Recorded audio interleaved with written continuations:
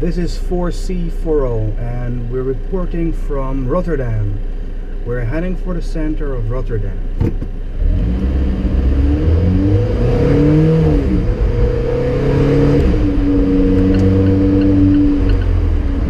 Rotterdam has been heavily destroyed in the Second World War by a bombardment, and hence the center, especially the center,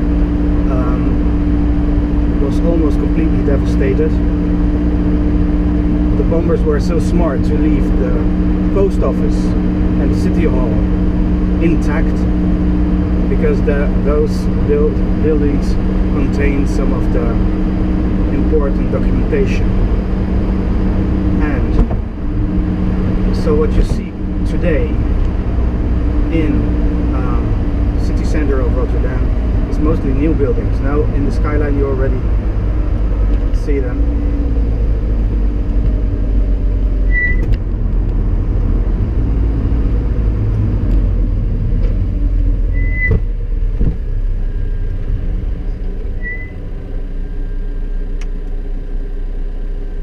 And first we find a roundabout.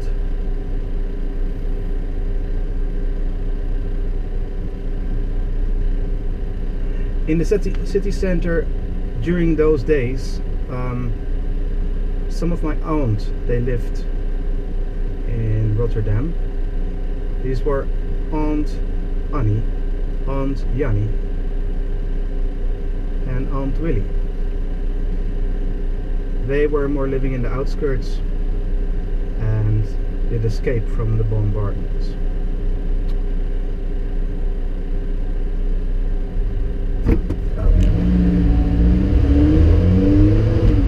The uncle of my father was then great in building houses, selling houses. In the years that followed, in the restoration of the city. And this company and his name, Ooms, they are still known in Rotterdam and surroundings. Here on the left we see typically, I would say, houses from directly after the war, built with a low degree of imagination, and same on both sides here. And there's relatively a lot of space for tram lines, etc. The houses that were built right after the war were characterized by similarity, repetition, easy to build, and were even later in the 60s and 70s continued by prefab, so by complete parts that could be completely placed in one time, prefabricated.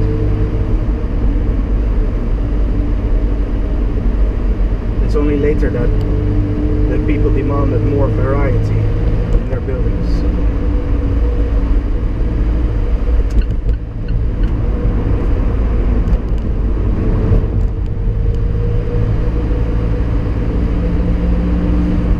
We're heading for Rotterdam Central, containing Hofplein. And Hofplein I remember from 1988, when Holland became Europameister, meaning champion of Europe in soccer. The generation of Gullit and Van Basten, Rijkaard, Vanenburg, Kieft, Van Aarle, en wie ben ik dan nog vergeten? So this generation. And at the time that we actually won the final, my father drove this road to Hofplein with us as kids inside the flag hanging out,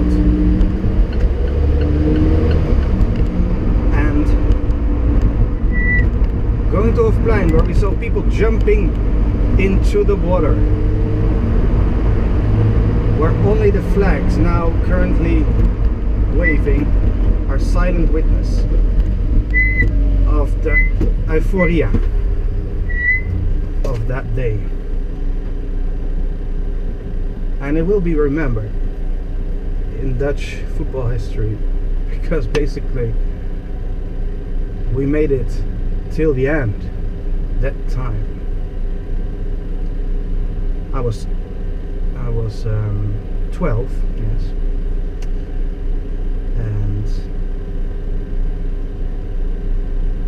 this was the time that we followed soccer really from day to day, and still do. Now we're on the left hand side. We see this one piece of remainder of the pre-war edifices, pre-war buildings, and it's the post office, isn't it? It's the post office or the town hall. They're next to each other, so from this side I would say it's the town hall, and after it, post office.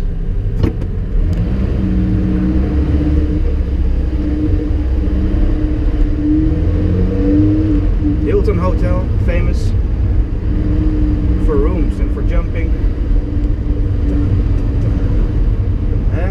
Now we have to make like these, like these. En like to speak Italian. Buona drive. And Louis, vabbè, okay, so first town hall, now on the left, followed by post office.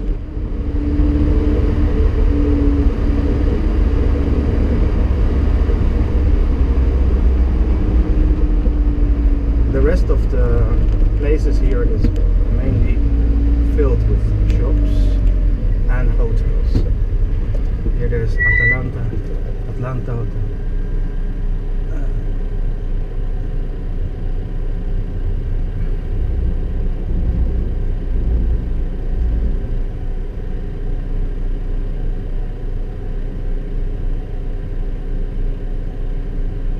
Rotterdam has both trams and a subway system.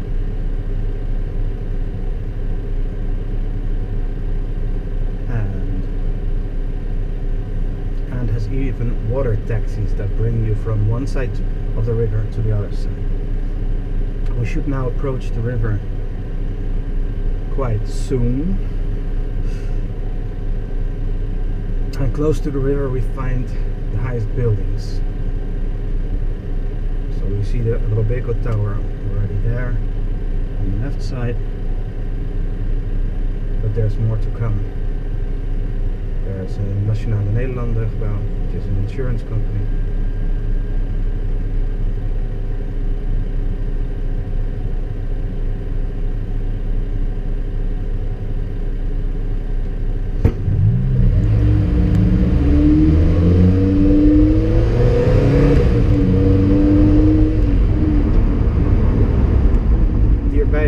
Special surface on the outside, actually mimic a place for bees. Now let's stop for some.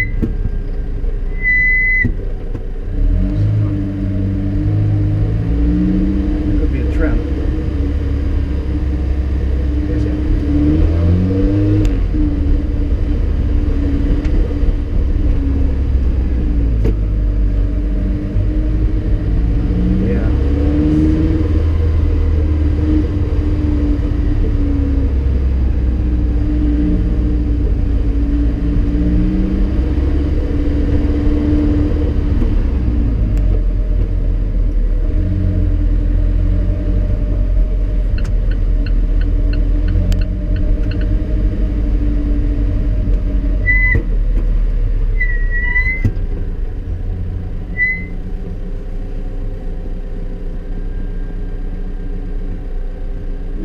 bit nice now, because you know I lived in the city too until I was 18 years old, so I know some parts. And we're here. It seems we're at Blaak. This Blaak.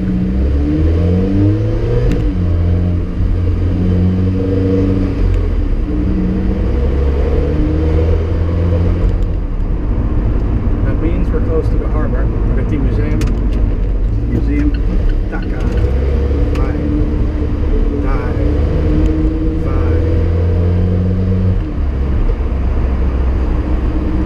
Right hand side, just some buildings. Left hand side is the border of Blaak, the water, the river. And now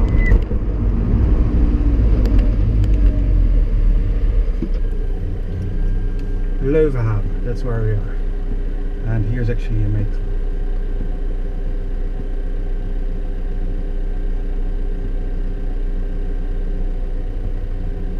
Basically, it would be nice to see now some bridges. We can also stop for a while.